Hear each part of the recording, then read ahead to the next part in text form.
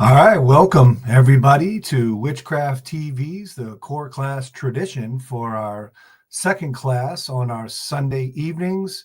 If you're just tuning in now, very glad to have you.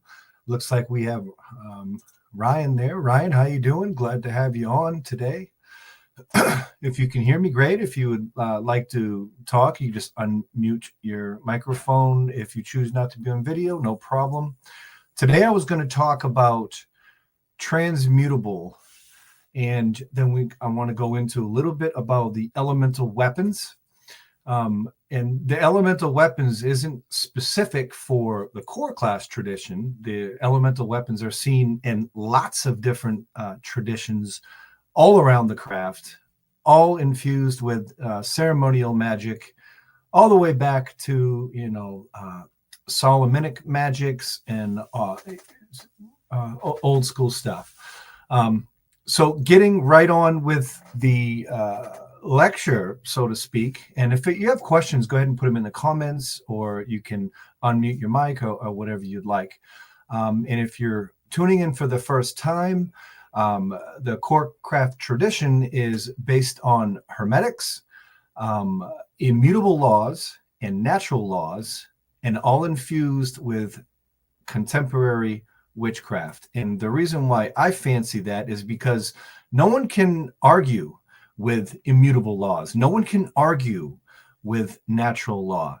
It's just you would look rather foolish because they're just immutable laws where they just simply are.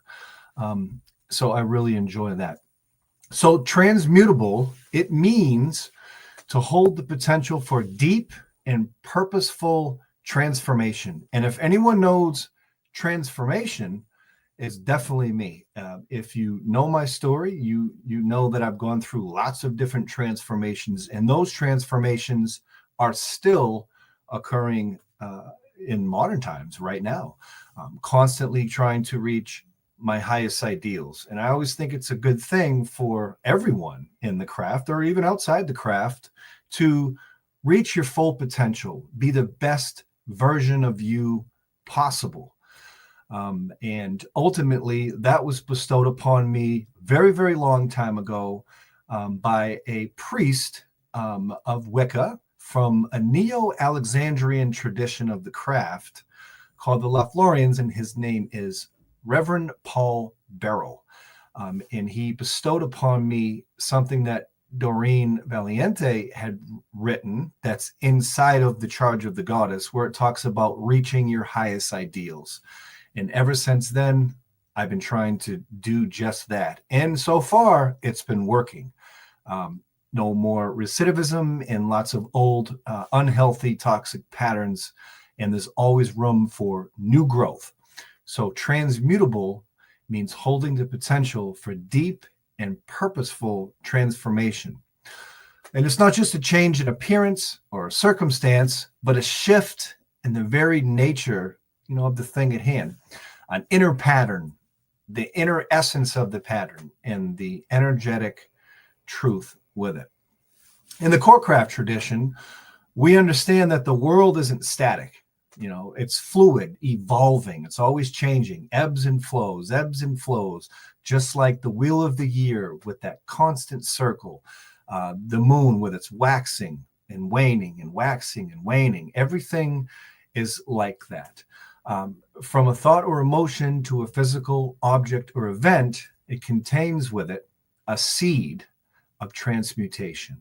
That is the ability to consciously reshape through intention, alignment, natural law, and the guiding principles of Hermetics in the wisdom within the Hermetic structure. When something is transmutable, it's like clay inside your hands, inside the hands of someone that, is wise because they're acknowledging it, the clay, that it's not fixed, it's not finished. You can constantly mold the clay, but it's always trying to become more refined, more radiant, more in harmony, with its highest design, you being the creator. And rest assured, creation is the most potent magics out there. When you create something, it's the most potent magic that you can do. And that's why a lot of times, even when we cast a circle, for our isbits and our sabbats and things, what we're doing is reenacting creation itself. And the alchemists, the earlier, the ancient alchemists and things, they sought to turn lead into gold. And that's kind of a big deal when it comes to transmutation. We seek to turn all of the confusion in our lives into clarity, our divisions, if it's in the pagan community, if it's in the world, if it's at the workplace, we try to turn the divisions into unity and our fears into power. This is the art of transmutation. And the transmutable is that which answers. It's called transmutation. It's kind of like a universal concept, but the expressions, it varies, nicely across all kinds of different spiritual traditions.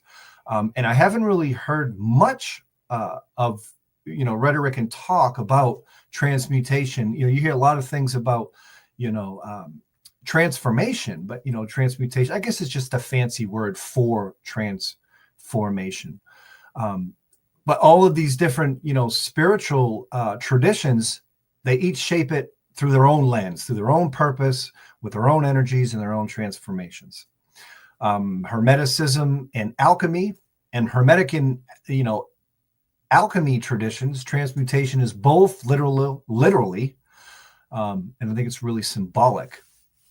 They try to do the lead into gold, but it was also a huge metaphor for refining the soul. And the transmutation can also refine your body, your mind and your soul. You heard the expression mind, body, and soul. That transmutation can happen with the whole of all of that. The mind, body, and soul. Transforming all of that into divine wisdom is about elevating the self through the stages of purification, integrating it into your life. And if you've ever heard of the philosopher's stone, it's a symbol of spiritual mastery. So yeah, lots of transmutation within the Hermeticism and the early alchemists. If you forge steel, if you're a forger and you're making anything like that, that's kind of a form of alchemy. And transmutation is something that you're very familiar with. Transmutation is found in Taoism. It's found in the Hindus and the Buddhists, where they Tantra, they teach practitioners to channel it consciously, to know while they're doing their rituals and mantras in their sacred union, because they're trying to awake their Kundalini, where more so that I understand it is, we're trying to reach our highest ideals. And I'm pretty sure that, when you raise your Kundalini, that's a big process of reaching your highest ideal, being your best self. And the Christian mystics, in mysticism, they also use transmutation, appearing through the soul, through their divine grace. I think a lot of the saints, they used to talk about the dark night of the soul, where they're suffering and surrendering, leading to their spiritual rebirth. If you've ever heard of the bread and wine becoming the body and blood, symbolizing union with the divine. The transmutation is found in Gnosticism, which is an inner alchemy, awakening the divine spark within by shedding the illusions of the material world. I was just talking to someone close to me earlier, about a month ago, where we were talking about, the present, living in the present, and that the past is an illusion and the future is an illusion. The only thing that is really here is right now. So the past and the future is kind of an illusion. So modern And within the infrastructure of the Corecraft tradition, transmutation is a conscious act of refinement, turning your shadow into strength. And I know a lot of folks talk about shadow work and things like that.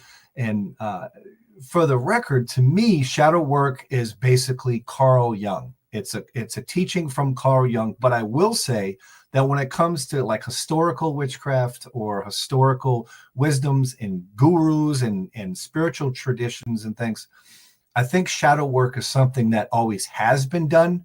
I just think that we just call it something different, like shadow work and things. So turning your shadow into strength, polarity into power, and chaos into clarity. It's not just about the change, it's about the elevation, a sacred art of becoming more aligned with the natural law and the divine patterns. And we all have patterns too. I definitely do. Each tradition, spiritual traditions, they have different maps, but they all point toward the same kind of thing. That within the raw material of our lives and things lies the potential for gold, and that's like a metaphor to the higher self, to reaching your highest ideals, your greater purpose. And I think a lot of folks in the Thelemic traditions and the OTO and things, they call it, I believe, the great work. So yeah. And there's lots of power within anger too. Anger holds raw energy, anger. Offer pointing to injustices or violated values. But when transmuted, it becomes righteous will, courageous, compassion, action, and it restores a lot of balance without implementing so much destruction. I know a lot of folks within the pagan communities are really upset about the political shifting that's happening in the country. The deportations and things, and lots of all kinds of issues. And people are scared and they're angry, because of things. But the best example that I can give is, I think it's called MOMS, and it's Mothers Against Drug Driving or something to that effect. And what happened was a mother lost their son in a car crash because of a drunk driver. So basically what happened was the mother was very, very angry about that. She said, I hate drunk driving. I hate it. I hate it. I hate it. She used that hatred and anger to create Mothers Against Drunk Driving. And now they have huge lectures and a huge educational platform. So that's a good example of the power of transmutation at its finest. It really is. Let's see. Desire into devotion. Desire in its raw form seeks gratification. But when you're guided by the higher principles, it fuels dedication to a cause, or a craft, or a calling. And that's the sacred fire redirected towards spiritual purpose. Suffering into strength. Painful experiences can either harden or awaken us. It changes us. If you went through like a traumatic event, and you're like suffering from, PTSD from such a great, life-changing, suffering, it can really change a person. So painful experiences can either harden or awaken us. Transmutation turns suffering into resilience. And I think it's really important to know yourself. And I often said that a lot in the last round of our core classes, is knowing yourself is very, very important, to know yourself and know your inner alchemy and how you function. Because if you know yourself better, you can easier control things that are outside of yourself in the world. And every tradition of magic, every tradition of the craft, in any magical school within hundreds of years, they've always said the same thing: to know yourself. So that's really, really good advice, to know yourself. The ego clings to identity and control. Through the alchemy of self-awareness and surrender of an ego, it can be transmuted into a better enlightened, presence. align with your higher self, reaching your highest ability, being the best version of you. And if you apply yourself to the best version of you in conjunction with the immutable laws, I think we'd all be in a much, much better place. And I know a lot of people are really angry about, the political divides, the red and the blue and all those things. I feel that the destruction of the anger is harmful for mankind. So I'm not really sure of the antidote for, the things, because everything does seem to have two opposing forces. And I'm not sure that's something that it can be changed. I think that's kind of an immutable situation. Let's see, everything moves, everything pulses, everything's in flux. Nothing rests, everything moves, everything vibrates. And that's coming right out of the Kabbalion, which is a great text and probably the number one go-to text for the core class to begin with. To transmute is to direct that movement with conscious intent, just as sound can shift from, harmony to altering frequencies, so can your thoughts and mood, or no matter what's raised, from a lower to a higher vibration. Exercises, I think, is probably important too. As within, so without, as above as below. Transmutation is not limited to the personal. It ripples through relationships, communities, and policies, power structures. Every act of, inner refinement seeds change in the outer world. When you transmute pain into poetry, I mean, how beautiful is that? That's a good example of transmutation. Or if you transmute your pain into music or art, or like the Mothers Against Drunk Driving, they transmuted their pain and anger into something that helps a lot of people. You become a conduit, a divine conduit, manifesting your will through yourself, basically. Transmutation is not a small change, a mere change. It's a conscious, elevation, upbringing. It asks yourself and myself and ourselves, what do I hold that I no longer wish to carry? So that's all I have about transmutation. And somebody had asked in one of the groups, well, how do I, how do I use transmutation, that's not angry or destructive? And I think my best answer, after the short lecture, was to take the feeling, emotion in transmutation and using it for something productive rather than destructive. And if we can do that align with Hermetics and natural law, immutable law, I think that we'd all be in a better place individually. And if we did that collectively, I think that the world would be in a better place. But not everybody wants to be in a better place, because not everyone wants to be the best version of themselves. And it's really up to ourselves to reach our highest ideals and be the best person that we can be every day, every single day. Every single day. So I'm going to move on to the second part of the class today, and that is the elemental weapons of not only the core craft tradition, but just most traditions. Most craft traditions have these elemental weapons on their altar. They use them. And before I get into what they mean and what they do and things like that, it's important to say that each one of these elemental weapons are an extension of the mind. And that's really all they are, is a tool as an extension of the mind.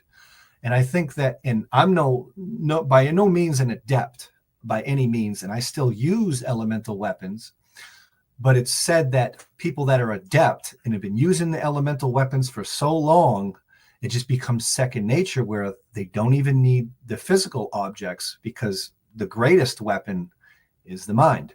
And of course, we all knew that. So the wand is the first one that I wanted to go over, the wand. And mine is made from willow, which I had help from a very, very a role model of a pagan, a great pagan, helped me consecrate and create my wand with elaborate ritual and things. And it was kind of a course of events that, did that. One of the things that I was taught was that the first tool that it's good to make, and it's not a dogmatic thing. You can do it any way you'd like. But in their particular tradition, you made the wand first, and then from the wand, you was able to consecrate your other weapons and tools and things upon your altar. But the wand is corresponds with fire, and that's an interesting thing too. Some traditions, they'll take a wand and they'll have it correspond with air. And I've heard people even say that, well, they do that because they want to try to put misinformation because they, don't know what they're talking about or whatever. I think it's just kind of interchangeable. And we were just talking about transmutable. So I suppose that if it works for you and if it brings you to your highest ideals, and if it aligns with your particular interpretation of, natural law, immutable law and things, why not? The wand embodies refined will meaning something we just, got to do. Like what's the definition of will? Will is like I have a strong will. Like I'm going to go to work. I'm going to do it every day. It's a strong will. Not of dominance, but of, a conscious direction of energy, a focus of raw, fiery will and energy. It's kind of like the staff or the main weapon of the transmuter, the transmutation, used to, initiate movement, stir the stagnation, keep stuff moving in motion, and call forth, the sovereign flame within of your will.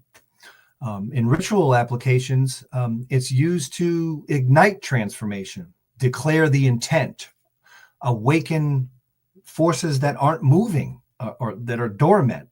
In the core craft, the wand channels, focus polarity, steering, personal and, energy toward alignment with higher laws, like immutable laws and things. The wand's lineage, where it comes from stretches all the way back from the days of ancient Egypt. In ancient Egypt, they used ivory wands, were used a lot in their birth rituals to ward off evil spirits.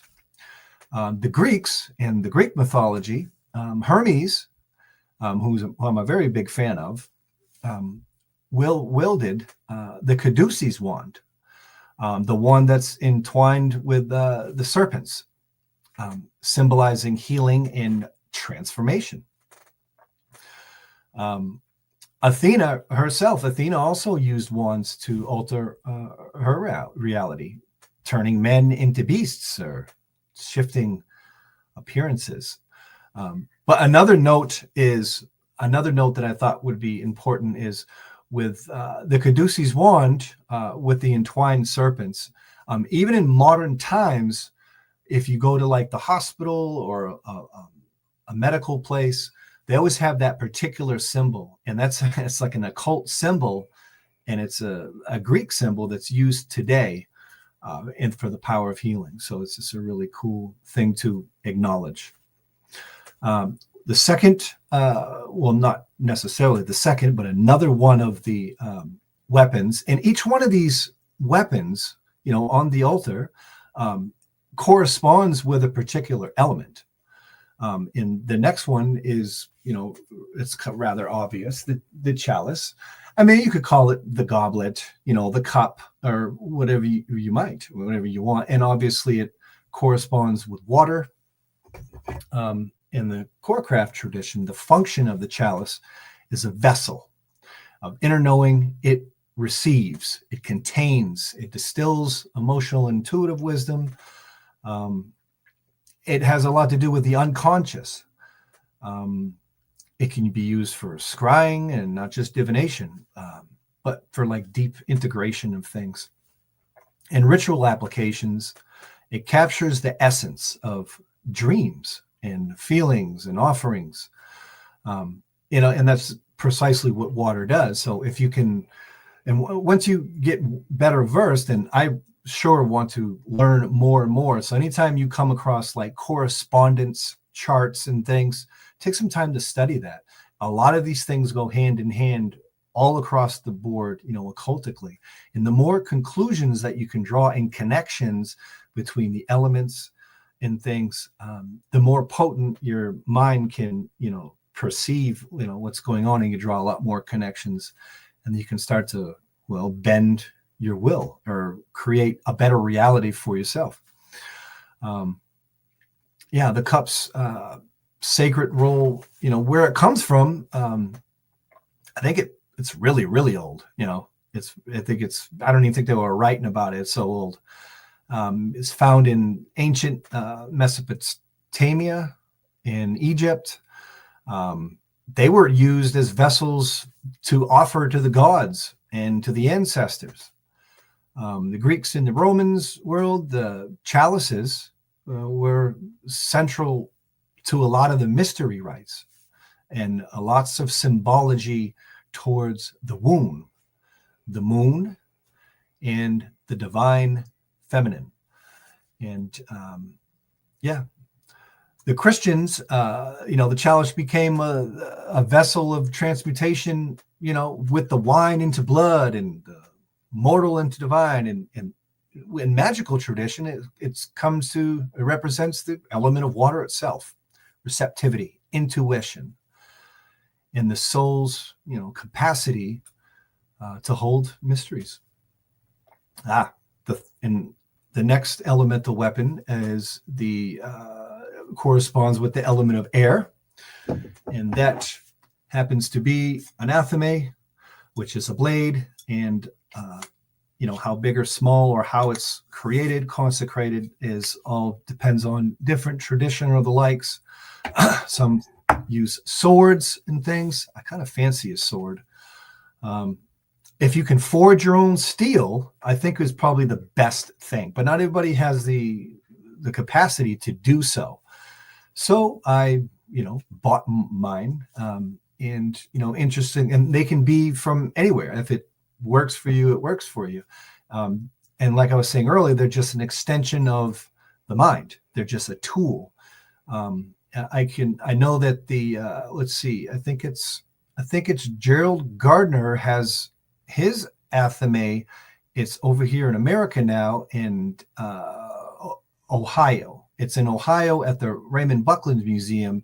And I'm pretty sure that his athame was a World War II like knife or something like that. And that's what he chose to use. So the athame is not a weapon of violence, and actually it's not used for cutting at all, not even a bit. It's more of the function of what they call a bolin. But nothing's ever cut with the athame except energy itself. It's used for clarity, severs and cuts illusions from the truth.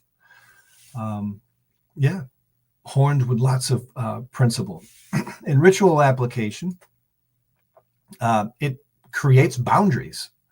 If you ever seen a casted circle, the priest or priestess will actually use the athame to cut in between the worlds, in a place that is not a place, in a time that's not a time, to kind of get in that vortex that, just into that alternative state of consciousness. And it just uses,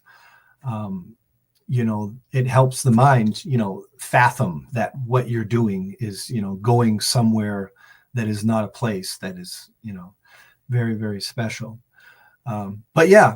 Steel, daggers and things, sometimes they've been more than weapons. They were ritual tools. Mesopotamia, Egypt, Greece, and there's all kinds of myth that surround with all of those things. Yeah, and we all remember, the tale of like Arthur and, Merlin and all them things. You had Excalibur and all them things. Those are all stories, of a shadow casting blade. And that's kind of some of the mythology, that's still apparent in modern times. In ceremonial magic, the dagger or athame is the tool of air. Not to wound others but to cut illusion, define your space, direct thought. It seems like in Wiccan and Hermetic traditions, it channels the intellect and kind of has a power of like the discernment. But yeah, the athame, defending integrity against distortion. All right, so the next elemental weapon, on the Corecraft tradition utilizes, but also most traditions, and even ones that aren't anything to do with the craft, just ceremonial magicians. And another way to look at this is if you have a deck of tarot cards, if you have the Rider-Waite deck of tarot cards, if you look at the magician card, you can see the magician, and he has these 4 elemental weapons on his table, on his altar, right in front of him. And that's a really cool card to look at. So the last elemental weapon is what we call the pentacle. And the pentacle comes in all kinds of different, assortments or flavors, depending on tradition or taste or whatever you like. Corresponds with the element of earth. It's a sigil of manifested law. It's not a static situation.